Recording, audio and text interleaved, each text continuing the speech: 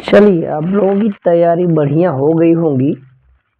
कुछ objective question की तरफ चलते हैं जो बड़े लॉजिकल है, सोचना पड़ेगा, समझेंगे बड़ा आसान है। आइए शुरू करते हैं वीडियो। देखो ध्यान सुनो, सर्वाधिक क्वथनांक किसका है, इसमें किसका क्वथनांक सर्वाधिक है, तो ध्यान से समझना। तो हम लोग एक पढ़ते हैं अणुसंख्य गुणधर्म, ये कणों की संख्या के समानुपाती होता है। तो कणों की संख्या के समानुपाती होता है, जैसे डेल टी बी है, इसको कहते हैं क्वथनांक की यानी क्वथनांक था, बॉइलिंग पॉइंट थी, बढ़ गया। तो जितना बढ़ा, मान लो पहला टेम्परेचर और ये दूसरा टेम्परेचर है, और जितना बढ़ गया वही क्या है, क्वथनांक में उन्नयन है। और ये कणों की संख्या पर निर्भर करेगा, जहाँ कण ज्यादा होंगे टूटने के बाद वहाँ क्वथनांक क्या होगा, ज्यादा होगा। आओ चेक करते हैं। ये मोल सब में बराबर दी है, मोल दिया है, मोलरता दिया गया है। कणों को देखो, ग्लूकोज नहीं टूटेगा, यूरिया नहीं टूटेगा, तो इतना ही रह जाएगा, इतने ही मोल रह जाएंगे। अब ये देखो, ये KNO3 है तो K प्लस NO3 माइनस, इसमें देखो कितने बन जाए, 2। लेकिन ये देखो 2Na plus SO4 double minus, यहाँ कितने कण हो गए, 3। तो ये मोल हो जाएगा, ये 2 मोल हो जाएगा, और ये क्या हो जाएगा, 1 मोल हो जाएगा। ऐसे कहेंगे एक अणु में 3 कण बन जाएंगे, तो जहां कण ज्यादा वहां क्वथनांक ज्यादा, क्योंकि क्वथनांक के उन्नयन कणों की क्या है, समानुपाती है। तो पहला आंसर आ गया, ये D is correct answer. Okay. अगर पूछता सबसे कम किसका है, तो जिसमें देखते सबसे कम क्या हो, कण हो, उसका क्वथनांक सबसे कम, और जिसमें कण सबसे ज्यादा उसका क्वथनांक सबसे ज्यादा। इसी को कह सकते हैं क्वथनांक में उन्नयन कहाँ ज्यादा है। ऐसे पूछ ले, सर्वाधिक क्वथनांक में उन्नयन पाया जाएगा, तब भी आंसर क्या होगा, यही होगा। चलो ये 82 रहा। ये 83 वाले क्वेश्चन पे चलते हैं। समान ताप पर समपरासारी विलयन का युग्म है। अब इसमें कहा गया कि परासरण दाब भी क्या है, कणों की संख्या के समानुपाती होता है। कण संख्या बढ़ेगा तो ये भी प्रभाव बढ़ जाएगा। आओ देखो, जिसमें कणों की संख्या बराबर हो जाए उसका परासरण दाब बराबर हो जाएगा, वही क्या कहलाएगा, समपरासारी। 2 विलयन जिनके परासरण दाब बराबर हो जाएगा उन्हें क्या कहेंगे, समपरासारी। आओ देखो, कणों की संख्या, इसमें भी 2 कण बनेंगे, इसमें भी 2 कण बनेंगे, यहाँ इधर 3 बनेगा, यहाँ ये 1 ही रह जाएगा। यहाँ देखो 2 बनेंगे, यहाँ 2, और ये CO3 1 हो जाएगा, 3 कण बनेंगे। इधर देखो 2 और 1 पार्ट, ये 3 हो जाएंगे, यहाँ 1 और 2 3 हो जाए। ओहो, यहाँ कण बराबर आएंगे, क्योंकि ये 2 पार्ट में टूटेगा तो 2 इधर और 1 इधर। तो ये वाला आंसर सही हो गया कि ये क्या है, समपरासारी विलयन है। तो ऐसे याद रखना। अगला देखो, किसका वाष्प दाब न्यूनतम है। अब ध्यान समझना, वाष्प दाब जो होता है, अवनमन मतलब कमी, कमी कणों की संख्या के समानुपाती होगा। जहाँ कण ज्यादा होंगे वहाँ अवनमन ज्यादा होगा, यानी कि न्यूनतम होगा। तो कण देखो, ध्यान समझो, ये फिनाल है वही रह जाएगा, यहाँ 3 कण बन जाएंगे, ये टूटेगा नहीं। तो ध्यान से समझो, यहाँ क्या हो जाएगा, 2 कण रहेंगे। तो ये वाला आंसर क्या हो गया, सही हो गया। तो यहाँ वाष्प दाब सबसे क्या होगा, न्यूनतम होगा। अगला देखो, निम्न कथन स्थिर क्वाथी। स्थिर क्वाथी क्या है, 2 विलयन का मिश्रण हो गया, 2 पदार्थ का मिश्रण हो गया, और दोनों का एक संगठन बन जाए, और इस संगठन में बिना परिवर्तन हुए ये एक ताप पर साथ उबले, वही क्या कहलाएगा, स्थिर क्वाथी कहलाएगा। अब ये कम ताप पे अगर उबलेंगे तो निम्न क्वथन हो जाएगा, वहां ताप कम होगा जहां वाष्प दाब ज्यादा होगा। तो ध्यान समझना, ये धनात्मक विचलन वाले विलयन जो होते हैं राउल्ट के नियम से ज्यादा वाष्प बनाते हैं। तो जहां ज्यादा वाष्प होगा वो कम ताप पे उबलेगा। तो निम्न क्वथन स्थिर क्वाथी कैसे विलयन प्रदर्शित करते हैं, धनात्मक विचलन वाले विलयन। अगर यही उच्च क्वथन पूछ लेता तो कौन सा आंसर हो जाता, ऋणात्मक। तो याद रखना, निम्न तो धनी और उच्च तो ऋणी, तो उल्टा बोलना है। अगर आपको स्थिर क्वाथी पूछे निम्न तो धनात्मक में जाना, मतलब कम है तो किधर जाना, ज्यादा की तरफ, और कहा गया उच्च ज्यादा तो कम जाना, ऋणात्मक तरफ। तो ये आंसर ऐसे याद रखना, स्क्रीनशॉट ले लीजिए। अगला क्वेश्चन लाते हैं आपके लिए बढ़िया सा, बड़ा इंपॉर्टेंट पॉइंट है। स्थिरीकरण की क्रियाविधि लिखिए। एस्टर क्या होता है, जब कोई कार्बोक्सिलिक एसिड, जैसे समझ लो ये एसिटिक एसिड है और ये एथिल एल्कोहल से क्रिया कर रहा है। कब क्रिया कर रहा है? शांत सल्फ्यूरिक अम्ल की उपस्थिति में एक उत्क्रमणीय अभिक्रिया हो जाती है ये, और ये ईस्टर का निर्माण कर देता है, इसके साथ जल के अणु बनाता है। इसी घटना को क्या कहते हैं? स्टरीकरण कहते हैं। और ये बनाया एथिल एस्टेट, जो एक ईस्टर है। इसकी क्रियाविधि को समझाते हैं कैसे ये बना। ये जो सल्फ्यूरिक एसिड है ये टूटकर H+ और HSO4- बनाता था। ये उत्प्रेरक की तरह काम करता है। अब ये हमारे पास यहाँ देख रहे हैं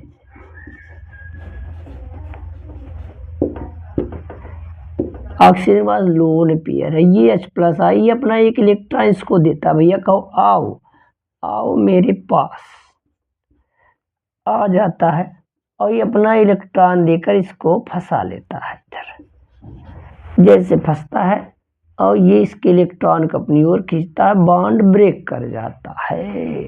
ये सब उत्क्रमणीय अभिक्रिया के अंतर्गत चलती है, तो यहाँ पॉजिटिव चार्ज आ जाता है।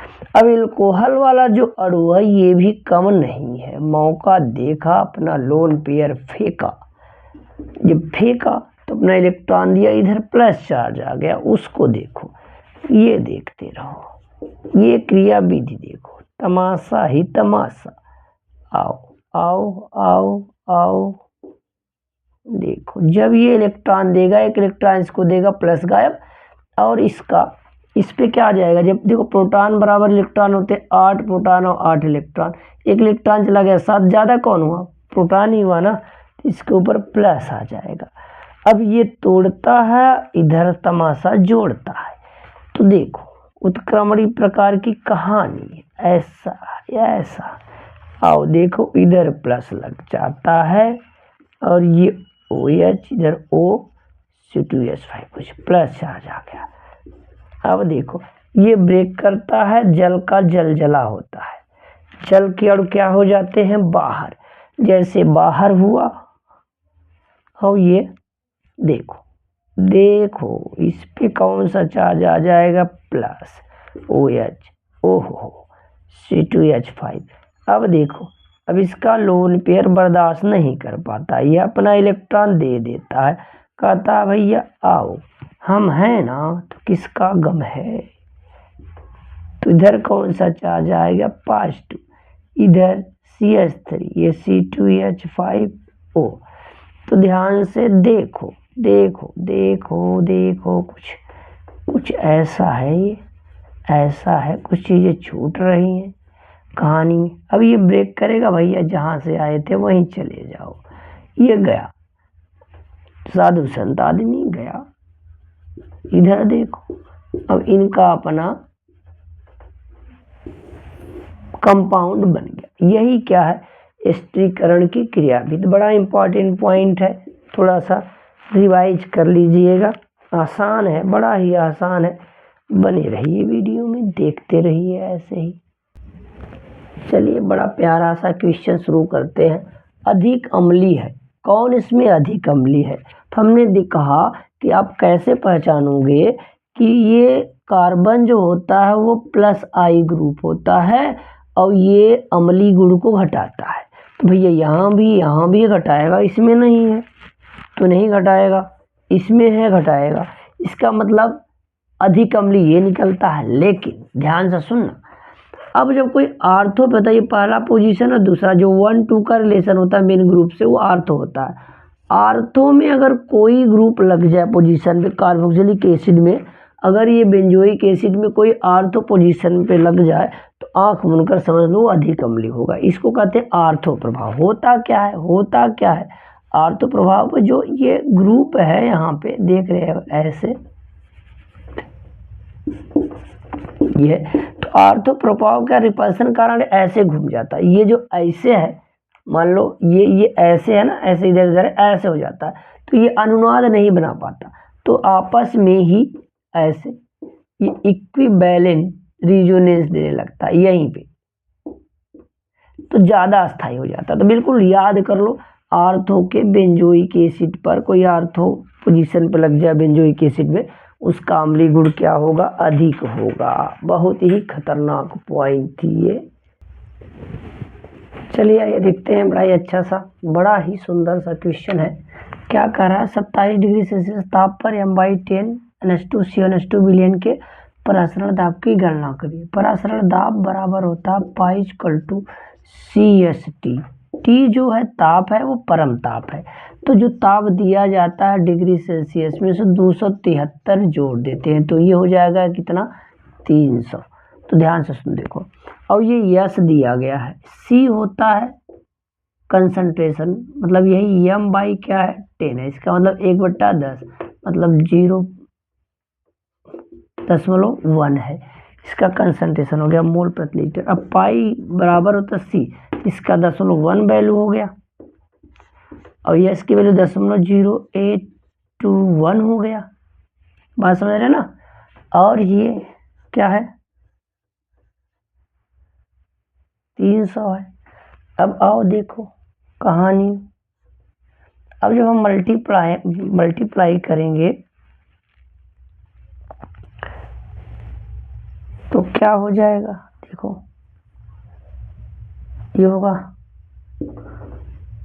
अच्छा ये देखो ध्यान से, ये हो जाएगा 0.00821 3 × 100 लिख सकते हैं। 3 का गुणा करो, 3 × 1 = 3, 3 × 2 = 6, और ये 8 × 3 = 24 ना, 0 ऐसे हो गया। तो ये आ गई वैल्यू।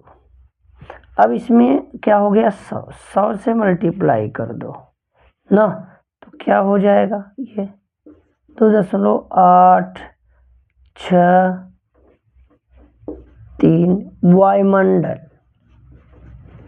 ये आंसर आया। बात समझ रहे ना, ये आंसर आ गया। तो बड़ा ही आसान सा सवाल है, छोटा सा सवाल है, ऐसे क्रिटिकल टाइप के सवाल आ जाएंगे आपके एग्जाम में, और आप यूं ही देखते रह जाएंगे। आइए देखिए, यहाँ हमने 8 लिख दिया था, अब मल्टीप्लाई करेंगे तो 4 रहेगा, वो जल्दी में यही लिख दिया। देखो 3 × 1 = 3, 3 × 2 = 6, 8 × 3 = 24, तो ये 200 4 6 3 वायुमंडल, ठीक है। कभी वो जल्दी में ऐसा हो जा रहा, रात में वीडियो बन रहा है तो थोड़ा सा दिक्कत है।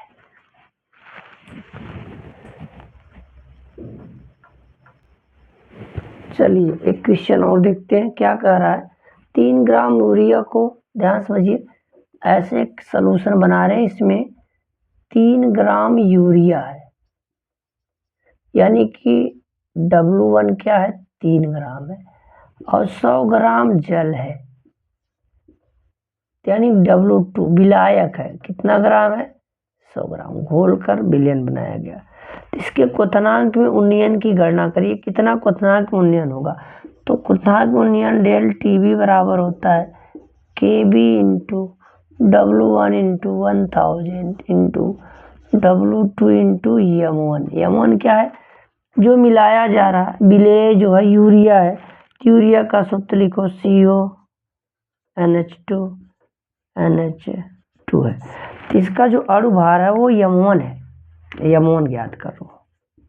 तो क्या होगा M, देखो ये क्या होगा, इसका 12 होता है और इसका 16 होता है, तो 12 धन 16, और इसका ध्यान से सुनो, ये 14, ये 16, 16 दूना 32, 32 और 28 हो गया, 60 हो गया, 60 हो गया, 60 हो, तो KB का मान दिया है 0.52, W1 कितना है, 3 ग्राम है और 1000 है, W2 का मान कितना है, 100 ग्राम है, और इधर 60 है, ये 0 0 देखो ये कैंसिल हो गया, 3 × 1 = 3, 3 × 2 = 6, 0.52/2 तो क्या होगा 0.26 क्या आएगा केल्विन आंसर। बड़ा आसान सा 2 नंबर में क्वेश्चन आ जाएगा, ये बड़ा आसान सा है और क्वथनांक में उन्नयन से पूछ रहा है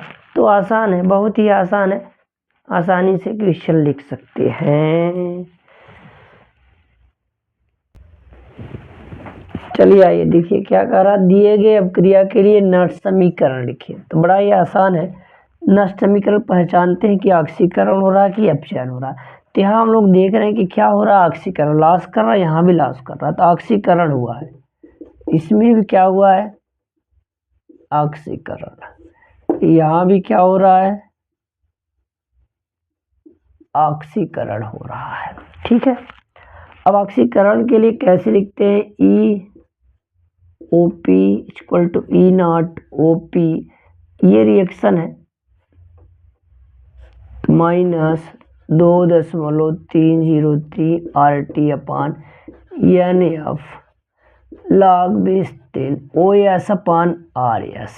तो देखो ये OS होता है कंसंट्रेशन, ये RS होता है ऑक्सीडाइज कंसंट्रेशन होता है, क्या होता है रिड्यूस कंसंट्रेशन होता है। N है कि कितने इलेक्ट्रॉन भाग ले रहे हैं, ये क्या है फैराडे कांस्टेंट है। R क्या है गैस कांस्टेंट, T क्या है टेम्परेचर है, T क्या है बताओ टेम्परेचर है। तो टेम्परेचर के अकॉर्डिंग सारी चीजें चल रही हैं, तो ये ऐसे चल रही है, देखो ध्यान से। अब ना वैल्यू रख देना है, तो आपने ई नॉट ओ पी इस तरह लिखने के लिए पूछ देगा 2.303 RT/N की वैल्यू कितने इलेक्ट्रॉन लॉस कर रहे हैं आप, तो वो 2 है, 2F है log बेस 10 OS, ये Cu++ है, इसका कंसंट्रेशन है। अब याद रखना ये सॉलिड दिखा गया, सॉलिड में वैल्यू क्या रखते हैं 1, तो ये निकल गया नष्ट समीकरण। इसके लिए याद रखना कि कोई सॉलिड होगा तो उसकी वैल्यू 1 रखा जाता है, और कोई गैस है तो उसके प्रेशर रखा जाता है। तो ध्यान समझना, यहाँ भी ऑक्सीडेशन हो रहा है EOP। अब देखो ई नॉट OP माइनस वही देखो 2.303 RT/NF, ये लॉस कर रहा है 2F।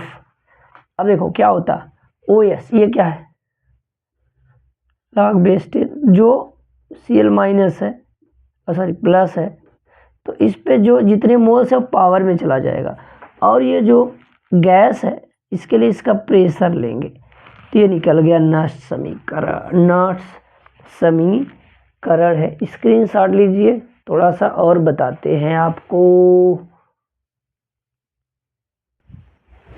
अगर कहीं अपचयन होने लगे तो अपचयन में यहाँ RP कर लो, RP कर लो, यहाँ प्लस कर लो, हो गया रिएक्शन। तो अपचयन के लिए क्या, वो ऑक्सीकरण के लिए था कि किसके लिए था, अपचयन के लिए, विभव ज्ञात करने के लिए, इलेक्ट्रोड विभव ज्ञात करने के लिए। नष्ट समीकरण तो बड़ा ही आसान है, एग्जाम में देखिए और लिख के आइए। ठीक है, तो नष्ट समीकरण क्या होता है, एक गणितीय संबंध है ताप में मानक ऑक्सीकरण विभव और क्या ऑक्सीकरण विभव, उसमें ताप जो है जो सांद्रताएं हैं उनका गणितीय समीकरण ही क्या कहलाता है, नष्ट समीकरण कहलाता है। तो ऐसे ही अगला वीडियो लेकर आ रहे हैं और अच्छे से